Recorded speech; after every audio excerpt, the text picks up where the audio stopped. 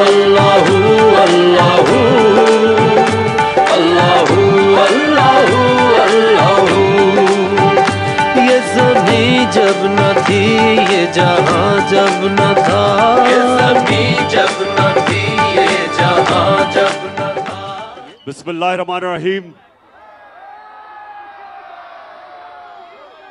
इय्याका नअबुदु व इय्याका नस्तईन।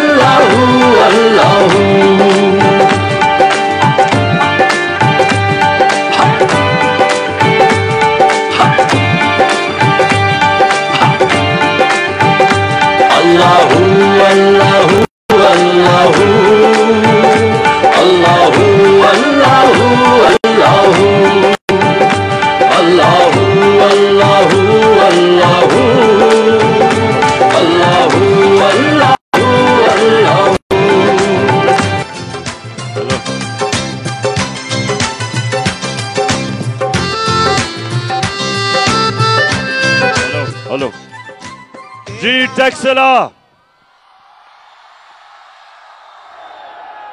माशाल्लाह। मैं आपके पहले तो शानदार इस्तकबाल का शुक्रिया अदा करना चाहता हूं, लेकिन उसके अलावा मैं जो आपके अंदर शऊर देख रहा हूं उसका सलाम करना चाहता हूं आपको। और आज मैं अपनी बहनों को खास तौर पे खुशामदीद कहता हूं। कभी मैंने इतनी तादाद में टेक्सला में इतनी तादाद में ख्वातीन नहीं देखी, और ये बड़ा अच्छा, हमारी आजादी की तारीख में ये एक बड़ी खुशाइन चीज है। अच्छा, मैं सरवर खान, सबसे पहले मैं आज आपके टेक्सला के कौम के सामने, सरवर खान, आप मेरे साथ हर मुश्किल वक्त पे खड़े रहे हैं।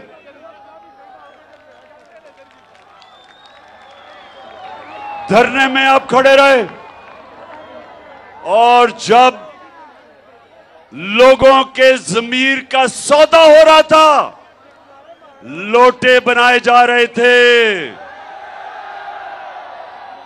सरवर खान आप मेरे साथ खड़े रहे। और मैं आज आपके हलके के अंदर सबको बताना चाहता हूं कि इस तरह के इस मुल्क को सियासतदान चाहिए जिनके ज़मीर की कोई कीमत नहीं होती।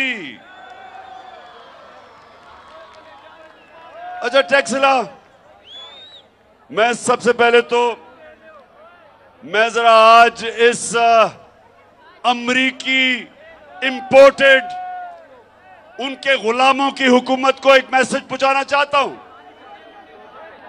ये दूसरी दफा मेरे घर पुलिस भेजी है, बल्कि तीसरी दफा।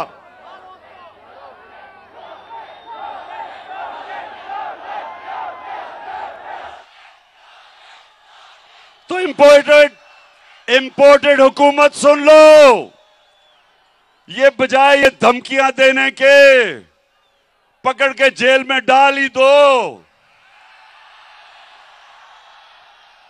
और मैं ये आज आपको अपनी सारी कौम को गवाह बना के इस इंपोर्टेड हुकूमत को एक पैगाम देना चाहता हूं कि इस मुल्क में जो हकीकी आजादी की तहरीक चल पड़ी है, तुम जितने मर्जी लोगों को जेलों में डालोगे, तुम्हारे पास इतने जेल नहीं, कौम तैयार है। मैं भी तैयार हूं, जेलों के लिए मेरी कौम भी तैयार है। ना हमें तुम्हारे जेलों से कोई खौफ है, ना तुम्हारी नामालूम टेलीफोन की धमकियों से कोई खौफ है, और ना ये जो हर दूसरे दिन हमें डराने की कोशिश की जाती है। सब सुन लो, पाकिस्तानी कौम ने खौफ का बुत तोड़ दिया है। ला इलाहा इल्लल्लाह मेरी कौम के दिलों में चला गया। जिसके दिल में ला इलाहा इल्लल्लाह चला जाए, जिसका ईमान ला इलाहा इल्लल्लाह पे खड़ा हो जाए, वो किसी के सामने सिवाय अल्लाह के झुकता नहीं है।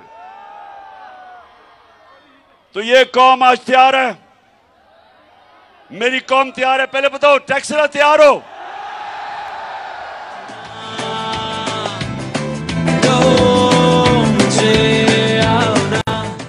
कौम भी तैयार है, और उससे ज्यादा कौम का कप्तान भी तैयार है।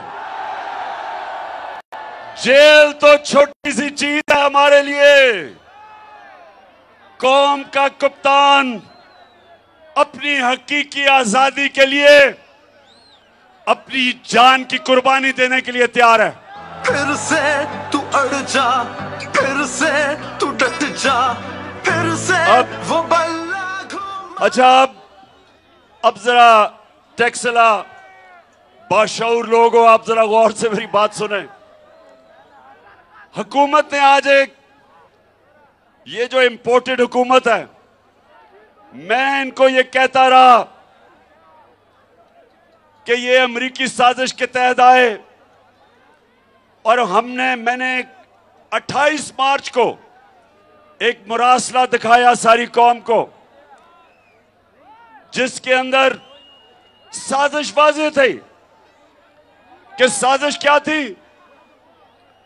कि अमेरिकी अंडर सेक्रेटरी ऑफ स्टेट ने हुक्म दिया पाकिस्तानी एम्बेसडर को कि इमरान खान को हटाया जाए अदम एतमाद में,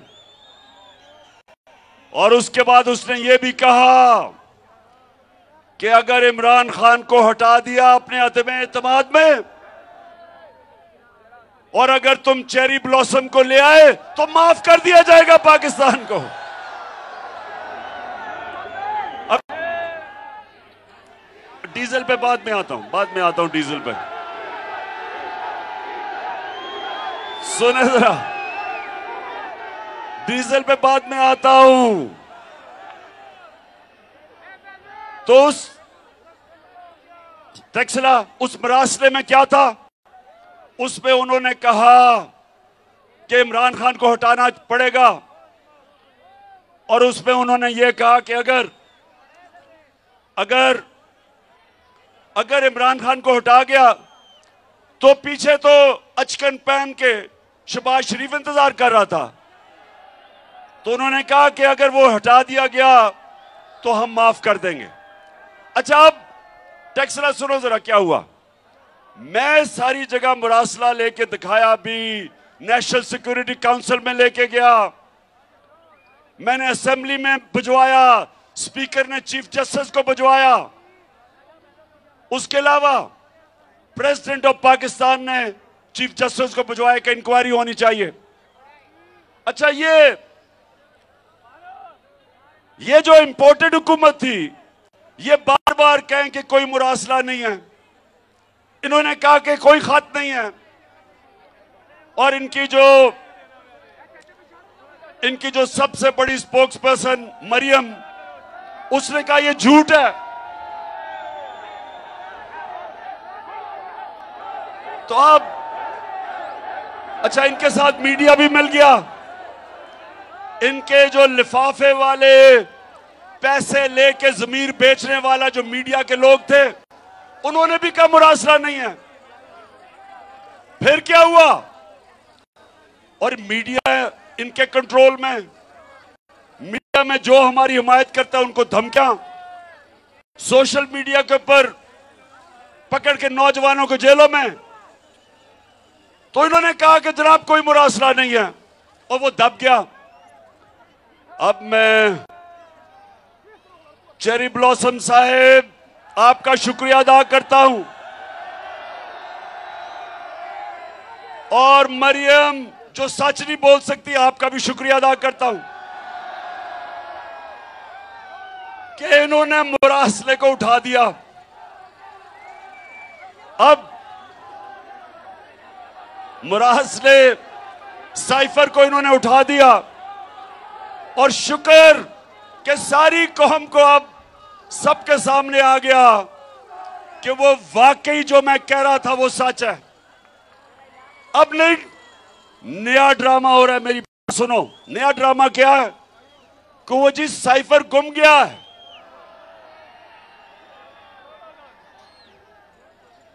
मरियम बीबी, वो साइफर नहीं गुमा। आप चाहेंगी कि गुम हो जाए, क्योंकि पता चल जाएगा कि आपके वालिद ने और चाचे ने अमरीकनों के साथ मिलकर साजिश करके हमारी हुकूमत गिराई।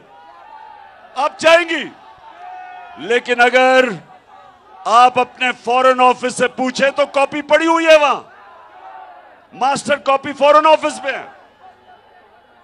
अच्छा टैक्सिला, अच्छा डीजल का पूछना चाहते थे?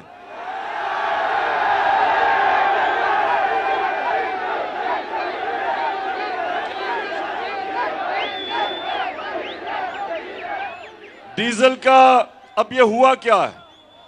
हमारी हुकूमत कराई गई। नौजवानों, पता है इन्होंने किस वजह से कहा कि जनाब इमरान खान की हुकूमत को जाना चाहिए? क्या वजह थी? महंगाई। इन्होंने कहा इमरान खान ने महंगाई कर दी, और वो कांपे टांगने वाला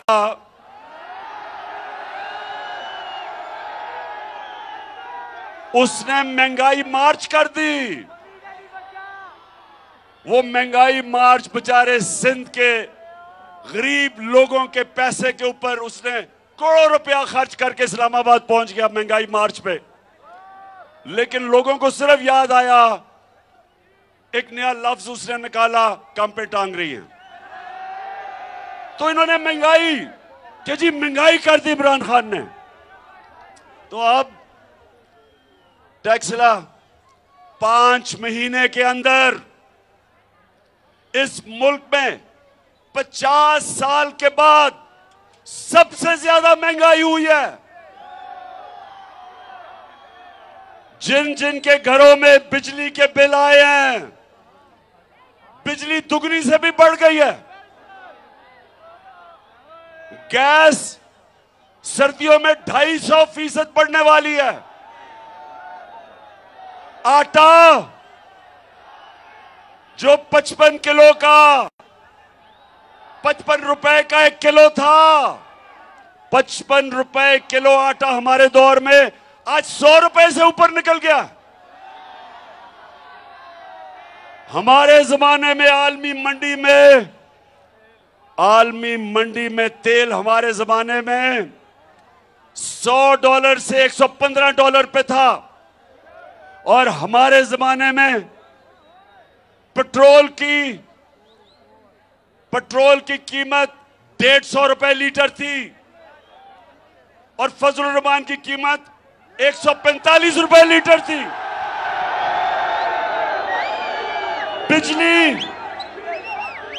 बिजली 16 रुपए यूनिट थी। आज बिजली पहुंच गई है 36 रुपए यूनिट, और टैक्स लगा के 50 रुपए से ऊपर चली गई है। आज टैक्सला, आज पेट्रोल चला गया 236 रुपए लीटर, और फजल रहमान चला गया 250 रुपए लीटर। आज अवाम के ऊपर वो महंगाई है, तनख्वाहदार तबका आज गुजारा नहीं कर सकता। आज मजदूर आज हमारे सरकारी नौकर, पुलिस वाले, सारे पाकिस्तान के तनख्वाहदार लोग, आज उनकी तनख्वाहें पूरी नहीं हो रही। ये इन्होंने तोहफा दिया है महंगाई का। और उसके अलावा हमारी मायशत जो हुकूमत की इकोनॉमिक सर्वे के मुताबिक 17 साल में बेहतरीन ऊपर जा रही थी, आज नीचे तेजी से जा रही है। महंगाई उस्मानों पे, बेरोजगारी बढ़ रही है, मायशत नीचे। और ये था तोहफा इस इंपोर्टेड हुकूमत का। और इसलिए मैं टैक्सला आपके पास क्यों आया हूं, मैं सारे पाकिस्तान में क्यों जा रहा हूं, कि ये वक्त है कि मेरी कौम इस जुल्म के निजाम के खिलाफ खड़ी हो। इन लोगों ने सिवाय महंगाई, बेरोजगारी, मायशत की तबाही एक काम किया, अपने करप्शन के केसेस माफ करवा रहे हैं। शहबाज शरीफ 16 अरब रुपए का FIA का चोरी, 8 अरब रुपए TT के केस नैब में, नैब भी अपनी हो गई, FIA भी अपनी हो गई और केसेस इनके खत्म हो रहे हैं। वो मरियम मैच फिक्स हुआ, प्रोसिक्यूशन भी अपनी और अपना केस माफ करवा लिया, कानून बदल दिए। मैं टैक्सला के लोगों और पाकिस्तान के लोगों जो देख रहे हो, आज सब एक चीज समझ जाओ, टैक्सला एक चीज समझ जाओ, मेरी बहनें आप भी समझ जाएं कि क्यों मैं इस कौम को निकालने लगा हूं सड़कों पे। मैं क्यों निकालने लगा हूं? इसलिए कि इन्होंने अपनी चोरी बचाने में इस मुल्क का इतना बड़ा नुकसान किया है। इन्होंने जो कानून बदले हैं, इससे ताकतवर लोग जब चोरी करेंगे वो पकड़े नहीं जा सकते। व्हाइट कॉलर क्राइम होती है ताकतवर लोग जब चोरी करते हैं। इन्होंने कानून ऐसे बना दिए हैं कि आज जो भी पैसे वाले लोग मुल्क से पैसा चोरी करके मुल्क से बाहर भेजेंगे, अब पाकिस्तान का कानून उनको नहीं पकड़ सकेगा। अब सिर्फ छोटे चोरों को पकड़ेगा। अब पकड़ेगा भैंस चोर या साइकिल चोर या मोटरसाइकिल चोर। बड़े बड़े डाकू नहीं पकड़ सकेगा अब हमारा कानून। और इसलिए मेरे नबी सल्लल्लाहु अलैहि वसल्लम ने कहा था कि जो कौमें छोटे चोरों को पकड़ती हैं और बड़े डाकुओं को नहीं पकड़ सकती, वो तबाह हो जाती है, वो कौमें तबाह हो जाती है। और ये जो अब जिस तरफ ये पाकिस्तान को लेकर जा रहे हैं, मुल्क अपनी तबाही की तरफ जा रहा है। और मैं सबसे पूछता हूं, जो इन चोरों को रोक सकते थे, जो इस साजिश को कामयाब होने से रोक सकते थे, मेरा सबसे सवाल है कि क्या आप अगर ये समझते हैं कि कौम आपको माफ कर देगी, कि आप कहें जी हम न्यूट्रल हैं, कौम नहीं माफ करेगी। टैक्सला, क्या आप माफ करेंगे उन लोगों को जिन्होंने इन टाकों को आने दिया? क्या मेरी बहनों मुझे बताएं, क्या आप अपने चौकीदार को माफ करेंगे? नहीं। अगर आपके घर पे डाका पड़े और चौकीदार कहे मैं न्यूट्रल हूं, आप माफ करेंगे? मुल्क तबाही की तरफ जा रहा है, मायशत तबाह कर दी, लोगों को महंगाई की दलदल में फंसा दिया और इन चोरों को ऊपर बैठा के इनके केसेस माफ हो गए और हम कहें जी मैं तो न्यूट्रल हूं। मुल्क तबाही की तरफ जा रहा है। कौम सब उन लोगों की तरफ देखती है, उन इदारों की तरफ देखती है जो इनको रोक सकते थे, इन चोरों को। और जो ये देख रहे हैं कि एक के बाद दूसरा वो इसहाक डार आ गया है। इसहाक डार का मैं आपको बता दूं, दुनिया में मैंने बड़े बड़े बुज़दिल लोग देखे हैं। नवाज शरीफ बड़ा बुज़दिल आदमी है जो हमेशा बाहर भाग जाता है।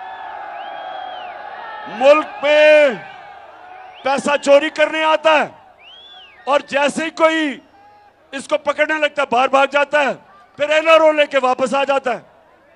लेकिन अगर नवाज शरीफ से भी मैंने कोई बुज़दिल आदमी देखा है, उसका नाम है इसहाक डार।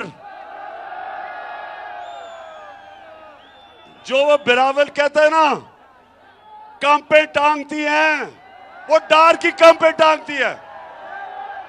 और मैं मान ही नहीं सकता, मैं सारी कौम के सामने कह रहा हूं कि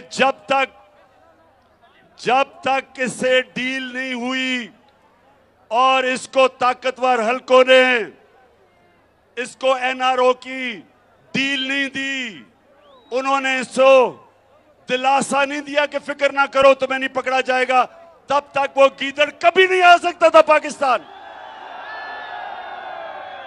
तो मैं आज फिर कहता हूं कि ये मेरे नबी सल्लल्लाहु अलैहि वसल्लम ने एक कौम की तबाही का रास्ता बता दिया था आज से 1500 साल पहले, कि जो कौमें बड़े बड़े डाकुओं को नहीं पकड़ सकती और सिर्फ छोटे चोरों को पकड़ती है, वो मर जाती हैं। कौमें तबाह हो जाती हैं। ये है हमारी तबाही का रास्ता कि चुन चुन के ये डाकू अरबों रुपए की चोरी इन्होंने किया। इन्होंने जो एनआरओ लिया है, टैक्सला जो इन्होंने एनआरओ लिया है यानी चोरी माफ करवाई है, वो इस कौम का कितना पैसा था? 1100 अरब रुपया। 1100 अरब रुपया इस कौम का माफ करवाया है। और अगर इसके ऊपर मेरी कौम मेरे साथ नहीं निकलेगी तो कौम का कोई मुस्तकबिल नहीं है। आप नौजवानों, आपका कोई मुस्तकबिल नहीं है इन चोरों के नीचे। जिस कौम में इस तरह के लोग ऊपर बैठ जाएं, उस कौम का कोई मुस्तकबिल नहीं है। जब मुशर्रफ ने पहले एनआरओ दिया 2007 में, जब इन दोनों करप्ट जरदारी और नवाज शरीफ को एनआरओ दिया, आप जानते हैं इस कौम के ऊपर क्या गुजरी? इन्होंने 2008 से और 18 तक 4 गुना पाकिस्तान के कर्जे बढ़ाए। इन्होंने जो मुल्क को लूटा, 4 गुना ज्यादा इस मुल्क का कर्जा बढ़ा। 6000 अरब से 30,000 अरब पे हमारा कर्जा चला गया। जो करप्शन के केसेस इनके 10 साल में थे, अब इनको फिर एनआरओ मिल गया। अब ये फिर तैयारी कर रहे हैं लूटने के लिए। मरियम क्या कहती शहबाज शरीफ को कि अंकल मेरे दामाद का 60-70 करोड़ रुपया जो ग्रिड स्टेशन उसकी हाउसिंग सोसाइटी में बना था, वो उससे माफ करके कौम के टैक्स के पैसे से वो पैसा दिलवाओ। यानी शर्म नहीं आई कि पहले चोरी बच गई, फिर से चोरी शुरू कर दी है। और फिर कहती अंकल, शहबाज शरीफ को अंकल ही कहती है कि अंकल वो हिंदुस्तान से मेरा जो दामाद है वो मशीनरी इंपोर्ट कर रहा है, तो उसको किसी तरह मशीनरी को आने दो। यानी कि हमने कश्मीर की वजह से जो इन्होंने कश्मीरियों का जो हक था, जो उनका स्पेशल स्टेटस था, 5 अगस्त 2019 को जो नरेंद्र मोदी ने उनका स्टेटस लिया, इसलिए हमने उनसे ताल्लुकात तोड़े। अब ये जब ताल्लुकात हमने तोड़े हुए हैं, उसके बावजूद ये उनसे मशीनरी इंपोर्ट कर रही है दामाद के लिए। मुझे बताओ टैक्सला, मुझे बताओ कि क्या हम कश्मीरियों की कुर्बानी पे सौदा नहीं कर रहे? वो बेचारे जो 30 साल से कुर्बानियां दे रहे हैं, 1 लाख कश्मीरी शहीद हो चुका है, और ये अपने पैसे बनाने के लिए जो हम प्रेशर है कि ताल्लुकात तब बहाल करेंगे जब आप कश्मीरियों को स्टेटहुड वापस करो। उसके अलावा टैक्सला, उसके अलावा सुने, जो इलेक्शन कमिश्नर सिकंदर सुल्तान, जो इनका शरीफों का घर का मुलाजिम है, वो इनसे पूछ पूछ के फैसले करता है। उसका काम सिर्फ एक है कि किस तरह धांधली करके वो किस तरह इनको वापस जताएगा, क्योंकि साफ और शफाफ इलेक्शन में ये अब ये नहीं जीत सकते। आपको पता पंजाब के बाय इलेक्शन में 17 जुलाई को इनका सफाया कर दिया था।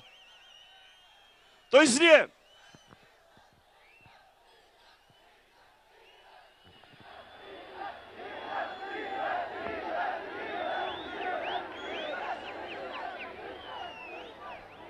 हाँ, तो टैक्सला आप पहले बताओ, तैयार हो आप? तो कर बुलंद इतना कि हर तकदीर से पहले खुदा बंदे से ये पूछे, बता तेरी रजा क्या है।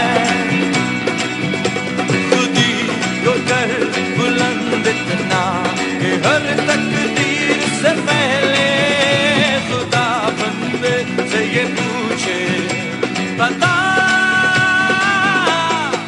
तेरी रजा। हाँ टैक्सला, अच्छा टैक्सला थके तो नहीं? हाँ मैं बस चेक कर रहा था। बहनें तो इधर बिल्कुल ही थकी, माशाल्लाह, जुनून उनका कायम है। अच्छा टैक्सला, अब मैं आप सबके सामने जो मेरा प्लान इस मुल्क में हकीकी आजादी के लिए, जो मैं अब मार्च इस्लामाबाद की तरफ जो मेरा प्लान बन रहा है, उसमें मैं आप सबको शामिल करना चाहता हूं। आपने सबने तैयारी करनी है, सबने तैयारी करनी है, क्योंकि टैक्सला जंजीरें गिरती नहीं है, जंजीरें गिरती नहीं है, तोड़नी पड़ती है। रोक सको तो रोक लो, तब्दीली आई रे, तब्दीली आई रे, तब्दीली आई रे, काला कर टैक्सला, आजादी, आजादी कोई प्लेट में रख के नहीं देता, आजादी छीननी पड़ती है। ये जो ऊपर मुसल्लत किए हुए हैं और जो इनके हैंडलर्स हैं, सब तैयार हो जाओ। मैं आज अपनी सारी कौम को पैगाम दे रहा हूं, जिधर भी आप हो, आप ये याद रखो कि ये एक तहरीक बनी, पाकिस्तान बनाने के लिए एक तहरीक थी, तहरीक पाकिस्तान, और ये उसके बाद 75 साल के बाद ये पाकिस्तान को हकीकी तौर पे आजाद करने के लिए अब ये दूसरी तहरीक है। जब अर्ज़े खुदा के काबे से सब बुत उठवाए जाएंगे, हम रहले सफा मरदूदे हरम मसनद पे बिठाए जाएंगे, सब ताज उछाले जाएंगे, सब तख्त गिराए जाएंगे, हम देखेंगे, लाजिम है कि हम भी देखेंगे, हम देखेंगे। हमने अपने आप को आजाद करवाने के लिए ये सारे बुत तोड़ने हैं, खौफ का बुत सबसे पहले। और ये जो चोर हमारे पर मुसल्लत किए हैं, इनसे अपने आप को आजाद करने के लिए, हमेशा के लिए, ये हमारा दूसरी मिशन है।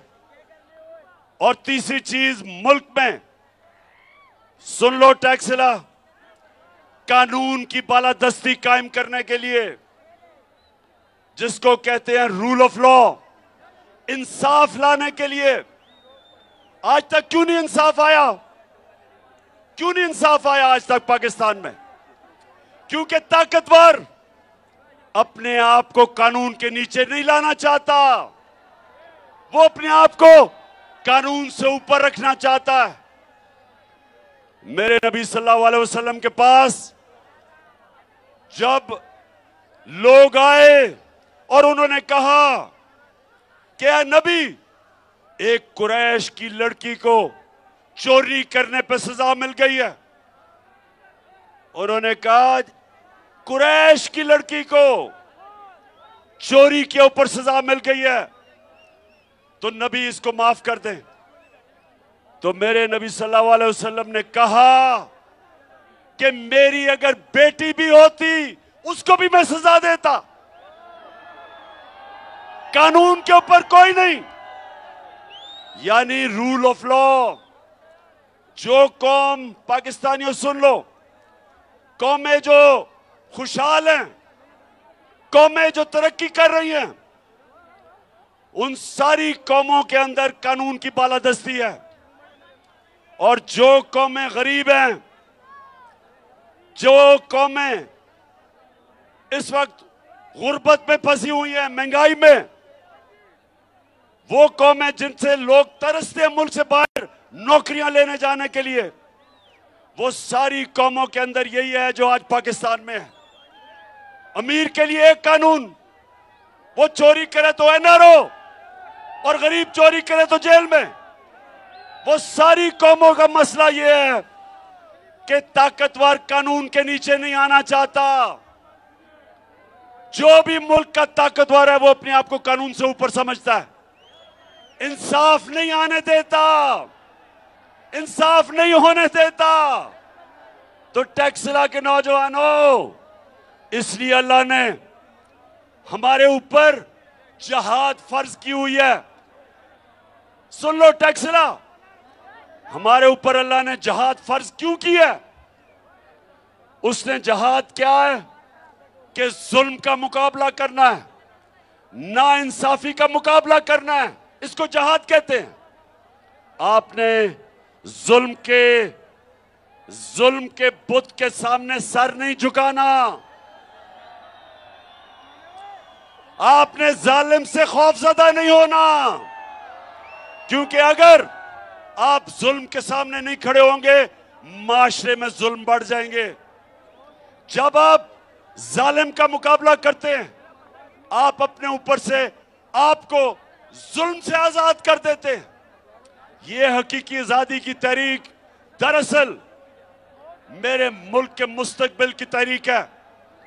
दरअसल ये मेरे नौजवानों के लिए है, ये मेरे आने वाली नस्लों के लिए है, और इसमें आप सब ने मेरे साथ चलना है। आपका कप्तान तैयार है जहाद के लिए, आपने सब ने मेरी टीम बनना है, और इंशाल्लाह जिताऊंगा आपको। दिल में हो नीयत साफ, तो हो इंसाफ, कहे इमरान खान। तो चली है अब तहरीक के होगा ठीक, ये प्यारा पाकिस्तान। दिल में हो नीयत साफ, तो हो इंसाफ, कहे इमरान खान। तो चली है अब तहरीक के होगा ठीक, ये प्यारा पाकिस्तान। ये जो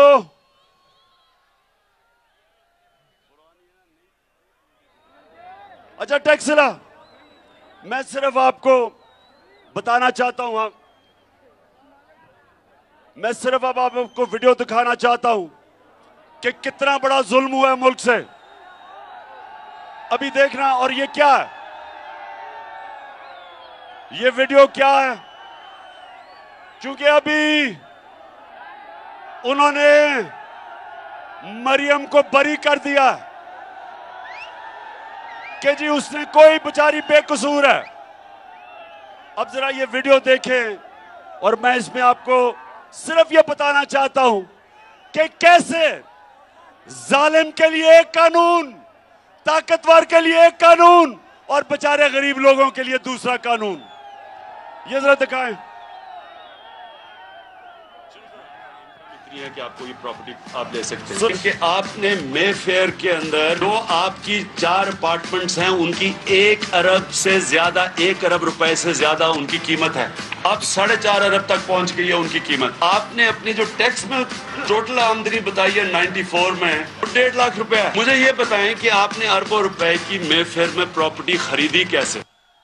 सुन लिया, ये आज से 10 साल पहले टैक्स सुनो जरा, क्योंकि आपको भी और दिखाऊंगा, पहले आप समझ लें। 10 साल पहले बैठ जाओ ना, वो कह रहे हैं बैठ जाओ। ओ जरा बैठ जाए सामने, बैठ जाओ, वो नहीं देख सकते, वो बैठ जाओ। अच्छा 10 साल पहले इनकी, मैंने ये जो आप देख रहे थे, मैंने इंकशाफ किया कि अरबों रुपए की इनकी लंदन के सबसे महंगे में 4 अपार्टमेंट्स थी। पैसा किधर से आया? तो पीछे हो जाओ। अच्छा अब सुने जरा, तो ये जब आया तो मरियम वो जवाब देती है, जरा ये सुने उसका जवाब क्या है। इस तरह मुझे लगा कि आप लोगों को बेवकूफ नहीं बना सकते। मेरी सेंट्रल लंदन में प्रॉपर्टीज तो दूर की बात है, मेरी पाकिस्तान में भी कोई प्रॉपर्टी नहीं है। मैं अपने वालिद के साथ है और मुझे समझ नहीं आई कि मेरी और मेरी वालदा की और बहन भाइयों की प्रॉपर्टीज ये कहाँ से निकाल के ले आए हैं। मेरे नाम पाकिस्तान में कोई प्रॉपर्टी नहीं है, ये तो इंग्लैंड की बात है। पाकिस्तान में भी बेचारी की कोई प्रॉपर्टी नहीं है तो लंदन में किधर से आनी थी? अच्छा मरियम बेचारी को एक चीज का नहीं पता था, टैक्सला, वो बेचारी मरियम को एक चीज का नहीं पता था कि अल्लाह अल हक है, वो सच का खुदा है, वो सच सामने ले आता है। तो उसको नहीं पता था कि एक इंटरनेशनल इंकशाफ होता है, पैनामा पेपर्स, दुनिया में बड़े बड़े प्राइम मिनिस्टर, मिनिस्टर्स, उनका इंकशाफ होता है कि उन्होंने अपनी अरबों रुपए की प्रॉपर्टीज छुपाई हुई थी बाहर, वो इंकशाफ हो जाता है, उसमें बेचारी मरियम भी फंस जाती है। नवाज शरीफ, मरियम नवाज, हसन नवाज और हुसैन नवाज के बैरून मुल्क खुफिया असासों का इंकशाफ। पनामा लीक्स ने बैरून मुल्क खुफिया दौलत का भांडा फोड़। अच्छा जब ये इंकशाफ हो जाता है तो मरियम के भाई क्या कहते हैं, हुसैन शरीफ, ये सुने। इस बात को तस्लीम करता हूँ कि अल्हम्दुलिल्लाह पाक लेन के ऊपर जो अपार्टमेंट्स हैं वो अल्हम्दुलिल्लाह हमारे हैं। मैं इस बात को तस्लीम करता हूँ कि उनको ऑफशोर कंपनीज नेस्कॉल लिमिटेड और नीलसन लिमिटेड जो है उनको ओन करती हैं। और मैं आपको ये भी अर्ज करता हूँ उनको होल्ड कर रही है इस वक्त मरियम नवाज शरीफ, मेरी हमशीरा जो है। ठीक है जी, ठीक है जी, ठीक है। उसने कहा कि लंदन तो छोड़ो, पाकिस्तान में भी कोई प्रॉपर्टी नहीं है। इंकशाफ होता है 4 साल के बाद और भाई साहब खुद ही कह देते हैं कि वो 4 महल्लात मरियम के हैं। अब मुझे यह समझाएं कि अदालत ने इसे कैसे बरी कर दिया। 4 बड़े बड़े महल्लात हैं। हाँ ये देखें, ये लंदन की महंगी जगहों के ऊपर अरबों रुपए का पैसा है, तो अदालत इन्हें कैसे छोड़ देती है। मैं यकीन दिलाता हूं टैक्सरा, मैं जरा आपको यकीन दिलाता हूं, अगर कोई कमजोर सा आदमी, कोई मजदूर, कोई बेचारा किसान, कोई छोटा सरकारी नौकर, अगर उसके ये निकलाते बड़े बड़े अपार्टमेंट्स, तो पुलिस ने उसको जेल में डाल के वो छितरौल करना था कि अगर उसके नहीं भी होते उसने कहना था हाँ जी मेरे ही हैं। तो ये मैं कह रहा हूं फर्क है। कि ताकतवर और कमजोर में फर्क देखें। ताकतवर साफ वो कह रहे हैं कि 4 हमारे मरियम के अपार्टमेंट है, अदालत उसको छोड़ देती है। अच्छा अब देखें, जब मरियम से वो लोग पूछते हैं अब इंकशाफ हो गया, ये आपके पास किधर से पैसा आया अपार्टमेंट्स का? अब वो कह तो सकती नहीं थी कि नवाज शरीफ का पैसा है, क्योंकि नवाज शरीफ ने तो अपने टैक्स रिटर्न में बताया नहीं था कि मेरे पास इतना पैसा है, चोरी का पैसा था। तो वो फिर क्या कहती है मरियम, जरा ये सुने। हसन हुसैन के पास आज जो भी है वो एक अरबपति दादा के पोते हैं। उस अरबपति दादा के पोते हैं जो 1960s और 70s में पाकिस्तान का अमीर तरीन इंसान था। ये जो एसेट्स हैं, ये जो बिजनेस के लिए पैसा है, ये सारा दादा से डायरेक्टली बच्चों को ट्रांसफर हुआ। अच्छा अब जरा सुने वो क्या कह रही है। वो या बाप का तो नाम नहीं ले सकती थी, उसने कहा मेरे दादा अरबोपति थे, वो इतने अमीर थे कि उन्होंने हमें पैसा दे के तो खरीद लिया। अब दादा साहब दुनिया में नहीं थे, वो वफात पा चुके थे, अब दादा से तो कोई पूछ नहीं सकता था। लेकिन मरियम को नहीं पता था कि अल्लाह अल हक है। अब वो दादे का बेटा क्या कहता है, मरियम का चाचा, दादे का बेटा शहबाज शरीफ क्या कहता है, ये सुने जरा। मेरे खानदान को 22 खानदानों में शुमार नहीं होता था। मुझे इसके ऊपर बाइस फख्र है कि मेरे वालिद का ताल्लुक एक गरीब किसान के घराने से था, हिंदुस्तान से। वो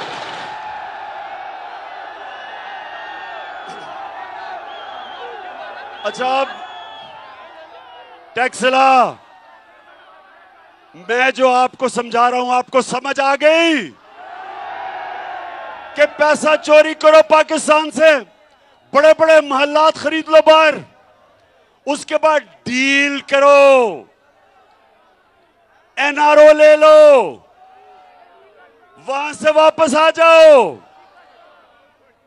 अपने केसेस माफ करवा लो और फिर चोरी के लिए तैयार हो जाओ, फिर लूटो, फिर कौम का खून चूसो।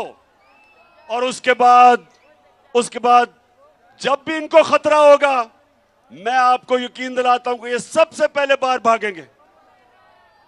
तो मैं आज अपनी सारी कौम के सामने ये अनाउंस करता हूं कि मैं अब पूरी तैयारी कर रहा हूं। 25 मई को हमने ये समझा था कि हम एक पुरअमन एहतजाज कर रहे हैं और हमें ये इजाजत देंगे, जैसे हमने इनको धरने करने की इजाजत दी, हमने कभी नहीं रोका। तो हम ये समझ रहे थे, लेकिन हमारा मुकाबला माफिया से है, डाकुओं से है, मुजरिमों से है। इन्होंने हमारे ऊपर तशद्दुद किया, हमारी फैमिलीज थी, इन्होंने उनके ऊपर टेयर गैस शेलिंग की, पुलिस ने हमारे लोगों के ऊपर घरों में घुस घुस के लोगों को पकड़ा।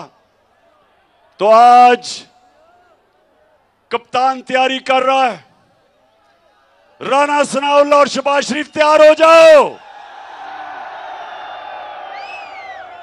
जो अब मैं तैयारी कर रहा हूं, आपको अब मैं जिस तरह कहता हूं, मुझे तो पता है आपने क्या करना है, मुझे तो आपके प्लान का पता है, लेकिन आपको मेरे प्लान का नहीं पता।